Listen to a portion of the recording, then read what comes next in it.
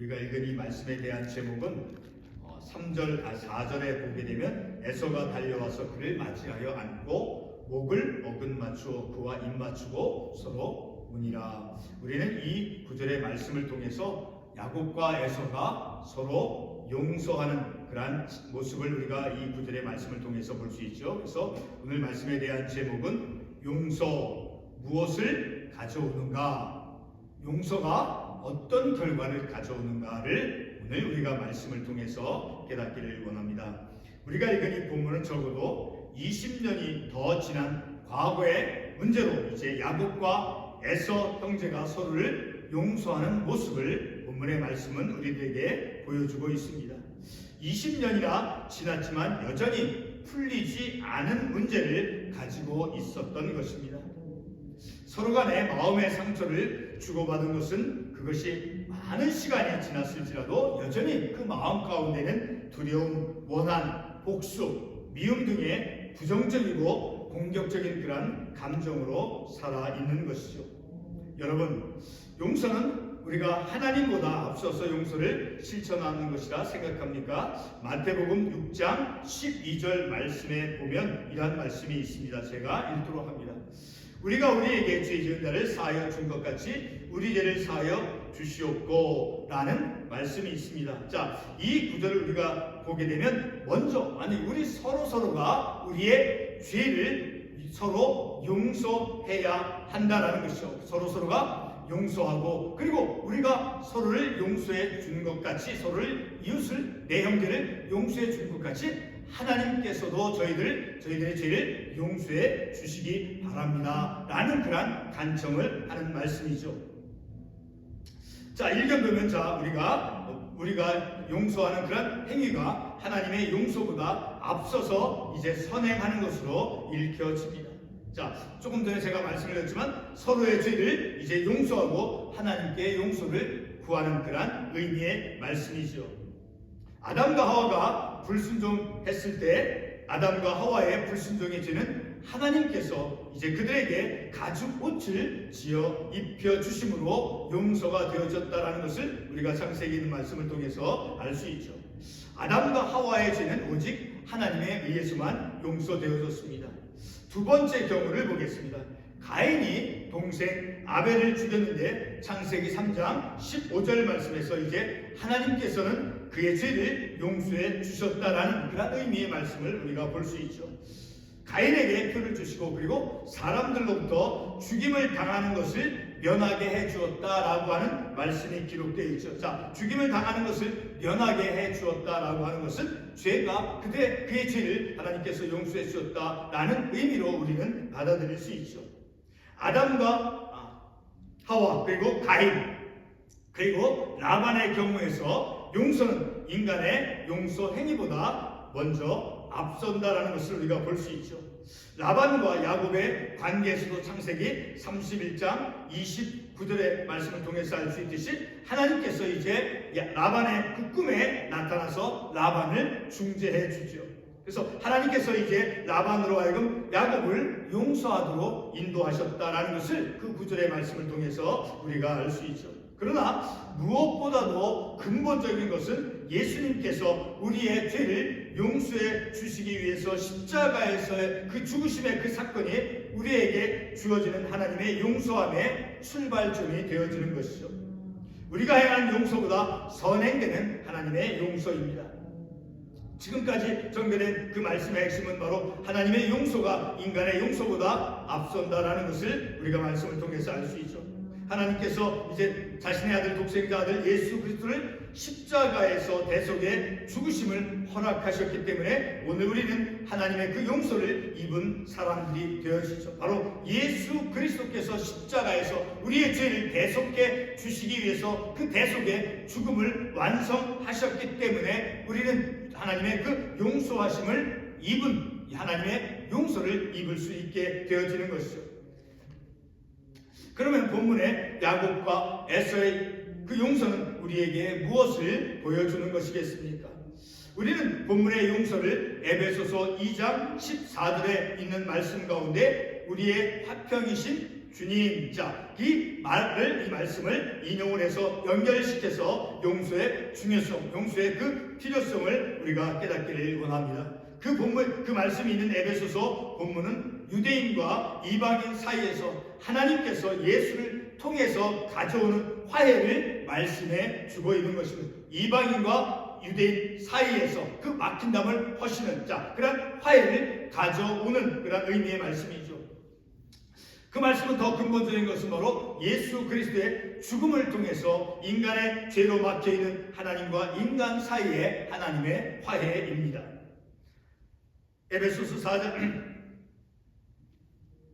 에베소 그 본문 2장 14절의 말씀을 제가 직접 읽도록 하겠습니다. 그는 우리의 화평이시니라.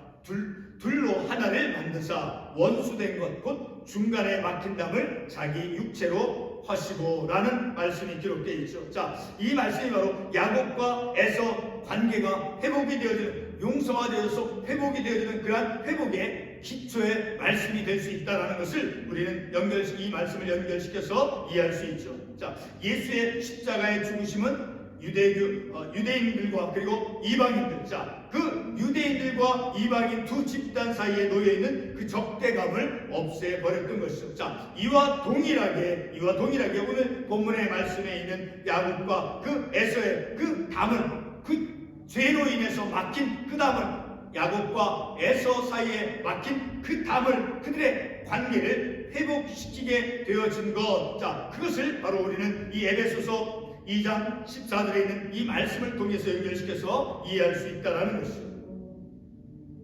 창세기에서 야곱과 에서는 창세기 36장 6절로 8절에서 이제 마지막으로 그들이 서로 분리되어지며 서로가 서로의 길을 떠나는 것을 볼 수 있죠. 야곱은 아버지 이삭이 있는 곳으로 떠나고, 그리고 에서는 세일산에 거주함으로 야곱과 에서 형제의 관계는 이제 창세기에서 더 이상 보여주지 않습니다. 본문 3절 말씀에서 이렇게 말씀하고 있죠. 자기는 그들 앞에서 나아가되 몸을 7번 땅에 굽히며 그의 형 에서에게 가까이 가니. 자, 이 말씀을 보게 되면 야곱은 마치 신하가 임금에게 예절을 갖추어서 인사를 하는 것처럼 절을 합니다. 이와 같은 동생 야곱의 인사를 보고 형 에서는 달려가서 야곱을 안고 서로 울었습니다. 바로 4절에서 말씀해주고 있죠. 자, 4절에서 이렇게 말씀하는 것을 다시 한번 읽도록 하겠습니다. 에서가 달려와서 그를 맞이하여 안고 목을 어긋맞추어 그와 입맞추고 서로 우니라. 자, 야곱은 매우 공손한 태도로 이제 마치 임금 앞에 신하처럼, 그리고 형을 형 이상으로 주님, 그 주라고 부르면서 이렇게 말씀하죠. 내 주께 은혜를 입으려 함이다. 형을 형이라 부르지 아니하고 주님 같은 그 내 주께 은혜를 입으려 함이다 라는 말을 하죠. 자, 이런 말을 통해서 바로 야곱은 형 에서로부터 이제 용서를 구하는 그런 그의 마음이 간절하다라는 것을 우리가 이 말씀을 통해서 알 수 있으니까, 내 주께 은혜를 입으려 함이다 라고 이 야곱이 형 에서에게 말하는 것은 바로 형으로부터 용서를 구하고 있는 것이다 라는 것을 말씀을 통해서 알 수 있게 되어지죠. 뿐만 아니라 야곱은 형을 위해서 창세기 32장 13절로 15절에서 말씀해 주고 있는 것처럼 엄청난, 야곱이 가지고 있는 그 재산 가운데 엄청난 많은 양의 그 가축을 예물로 형에게 준비하여 형에게 주었습니다. 13절 보게 되면 32장 13절에 야곱이 거기서 밤을 지내고 그 소유 중에 형 에서를 위하여 예물을 택하니, 그 예물이 얼마나 많은가를 14절 15절에서 말씀해 줍니다. 엄청난 많은 그 가축을 그가 형을 위해서 이제 가축을 예물로 줄 것을 이제 미리 준비하고 있는 그런 야곱의 모습을 볼 수 있는 것이죠.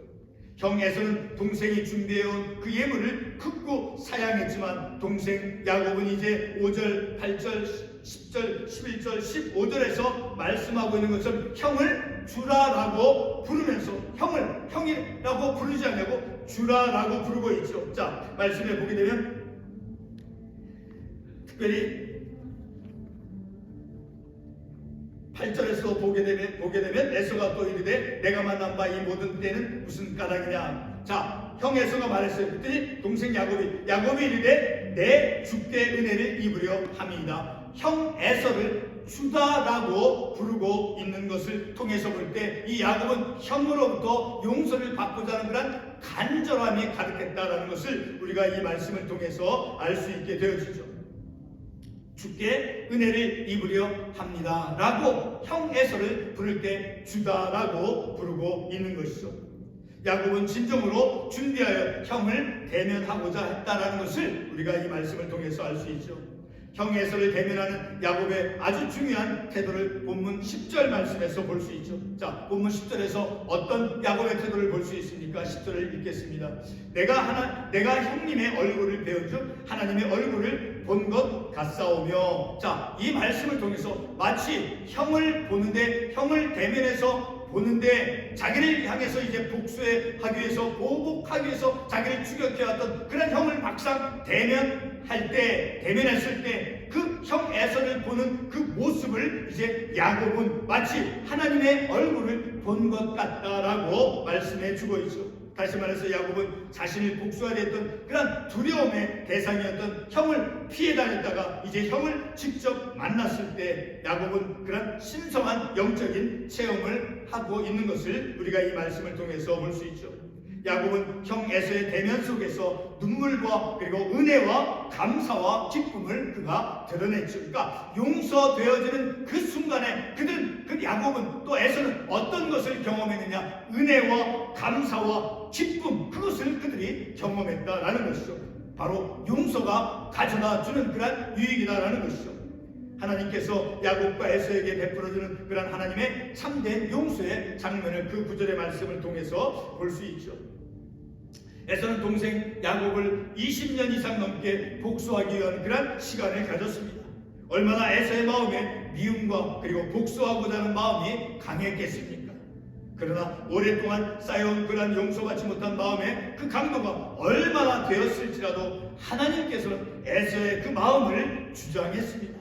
마치 야곱이 외삼촌 라반의 집에서 라반과의 관계가 어긋났을 때 하나님께서 라반의 꿈에 나타나셔서 라반을 중재하였죠. 그리고 마침내 라반이 야곱의 그 가족들을 축복해주고 떠났던 것과 동일한 그런 하나님의 간섭을 볼 수가 있는 것이죠. 야곱이 20년간 라반의 집에서 봉사한 후 그리고 떠날 때, 그 라반의 집을 떠날 때 하나님은 라반으로 하여금 야곱을 축복하게 하셨습니다. 그러니까 결과적으로 볼 때 하나님께서는 이제 라반을 간섭하시고 그를 중재하셔서, 그래서 마침내는 야곱이 라반의 집을 떠날 때 라반이 야곱의 가족을 축복하게 해주었다니까, 용서한 후에 그 용서의 결과가 평안을 가져왔다라는 것을 우리가 말씀을 통해서 알 수 있게 되어지는 것이죠. 하나님은 라반으로 하여금 조카 야곱을 비난하지 못하게 하며 용서하게 하셨다라는 것을 창세기 31장 29절로 그리고 42절의 말씀을 통해서 알 수 있어요. 라반의 꿈에 나타나서 선악간에 판단하지 말라라고 하나님께서 라반에게 간섭하신, 자, 그 말씀은 곧 외삼촌 라반이 조카 야곱을 용서하도록 이끄셨다라는 것을 우리가 알 수 있다라는 것이죠. 그렇게 비난하지 못하게 용서하도록 하나님께서 인도하셨다라는 거예요. 자, 그 결과로 라반은 창세기 31장 55절에서 이제 야곱의 가족들을 축복하게 되는 것이니까 용서의 결과로서 하나님의 그 축복을 하게 되는 것은 곧 용서의 결과였다라는 것을 우리가 이 말씀을 통해서 알 수 있죠. 자, 이 경우는 라반과의 관계, 이 경우는 야곱의 편에서는 야곱이 라반에게 용서를 구하거나 용서를 베푸는 것은 아니었지만, 그러나 창세기 31장 29절과 42절의 말씀을 참고로 해서 볼 때 바로 하나님께서 라반에게 나타나셔서, 꿈에 라반에게 나타나셔서 하나님께서 간섭하시고 중재하셨다라는 거니까 하나님께서 라반으로 하여금 야곱을 용서하도록 이끄셨다라는 거예요. 자, 그 결과 이제 용서는 삶을 평탄케 하는, 그 삶을 평온하게 하는 그런 평탄과 평온함을 가져왔다라는 것을 우리가 말씀을 통해서 알 수 있죠. 참으로 아주 특별한 하나님이 주장하는 영적 체험이다라는 거예요. 용서한 후에 그 용서가 어떤 결과를 가져왔는가를 우리가 말씀을 통해서 알 수 있다라는 것이죠. 본문에서 형 에서와의 그 용서가 이루어졌을 때에도 형과의 관계는 이제 더 이상 형에 대한 두려움이나 긴장감, 관계의 깨짐은 존재하지 않았습니다. 바로 33장 10절 말씀이 증명해 주고 있죠. 33 본문 10절에서 어떻게 야곱이 형 에서에게 표현합니까? 야곱이 이르되 그렇지 아니하냐 내가 형님의 눈앞에서 은혜를 입었사오면 곧 형이 자신을 용서해 줬다라는 거예요. 그리고 내가 형의 얼굴을 본 것이 마치 하나님의 얼굴을 본 것 같습니다. 그리고 형님도 나를 기뻐하셨다라고 표현한 것을 통해서 볼 때 바로 형과 동생 야곱과 에서가 용서가 되어짐을 통해 서로 용서함을 통해서 바로 영적인 하나님 체험을 했다라는 것을 우리가 이 말씀을 통해서 알 수 있다는 은혜와 그리고 기쁨과 하나님을 체험하는 그런 영적인 특별한 체험을 했다라는 것을 우리가 이 말씀을 통해서 알 수 있게 되어지는 것이죠.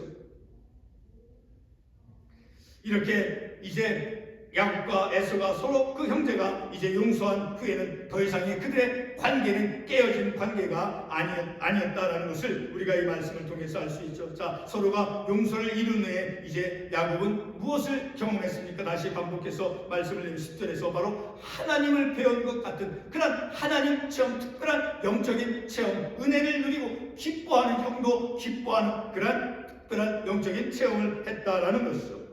형님의 얼굴 본 것이 하나님의 얼굴을 본 것 같다라고 말하죠. 하나님 체험이다라는 것을 우리가 말씀을 통해서 알 수 있는 것이죠. 그리고 에서는 마음의 기뻐함을 보였다라는 것을 우리가 이 말씀을 통해서 또한 보죠. 바로 용서가 가져온 결과다라는 거예요. 하나님 체험하는 것, 하나님 용서를 통해서 무엇을 체험, 하나님을 체험했다라는 거예요. 과거의 야곱과 에서의 관계는 뺏고 빼앗기는 관계였죠. 이로 인해서 욕심과 분노와 원한과 복수로 가득 찬 그야 더 이상 형제 관계가 아닌 깨어진 관계였죠. 그러나 하나님은 야곱으로 하여금 복수하려는 그런 형을 진정으로 대면하도록, 다시는 예물을 택해서 진정으로 형의 용서함을 바라는 그런 마음을 가지고 형을 대면했다라는 것을 알 수 있죠. 그렇게 하나님께서 야곱을 이끄셨다라는 거예요. 이러한 과정에서 야곱이 이제 약복강가에서 하나님과 씨름하는 그러한 영적인 체험을 하였죠. 그러니까 형을 대면하기 전에 이 야곱은 어떤 영적인 체험을 하는가? 하나님과 대면하는, 하나님과 씨름하는 그러한 체험으로 하나님 나를 축복하지 아니하면 내가 당신을 가게 하지 아니하겠나이다 라고 하는 그러한 그의 어떤 형 에서로부터 물론 창세기 32장 26절 당신이 내게 축복하지 않으면 가게 하지 아니하겠나이다 라고 하는 이 말씀이 형에서부터 용서를 꼭 받게 해주십시오 라고 하는 그런 문자적인 기록으로 되어지지 아니했지만, 그러나 이 말씀을 통해서 형에서부터 용서를 받고자 하는 그런 간절함이 그에게 있다라는 것을 우리는 말씀을 통해서 이해할 수 있다라는 것이죠. 이렇게 약복강가에서 이제 야곱이 하나님과 씨름하는 그런 영적인 체험을 하고, 그리고 나서 이제 형 에서를 대면하는 것이죠. 우리가 알 수 있는 것은 야곱에게 자신의 삶의 그 형통함, 형과의 관계, 그 삶의 형통함, 형과의 그 관계가 형통케 되어지는 그런 다시 회복되어지기를 간절히 원했다라는 것을 우리가 그 말씀을 통해서 알 수 있다라는 것이죠.